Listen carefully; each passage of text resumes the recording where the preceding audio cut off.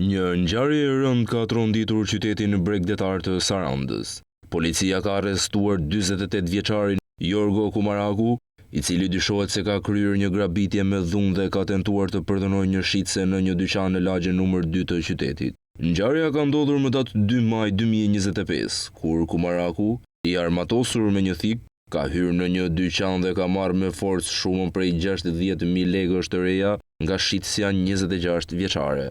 Përveç grabitjes, ai dyshohet se ka tentuar të kryejë marrëdhënie seksuale me dhunë ndaj viktimës, e cila ka pësuar edhe dëmtime fizike. Sipas policisë së Sarandës, autori është një person me precedent të mëparshëm penal në fushën e vjedhjes me dhunë.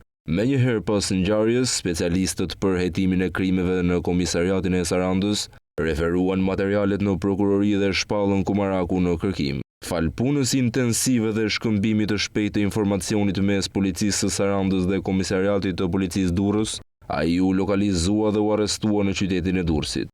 Ndaj Kumaraku tashmë janë marrë masat procedurale dhe materialet janë referuar në prokurorim pranë gjykatës së shkallës së parë të juridiksionit të përgjithshëm Sarandë. Policia vijon hetimet për të dokumentuar plotësisht ngjarjen dhe për të mbledhur të gjitha provat lidhur me akuzat e ngritura ndaj tij.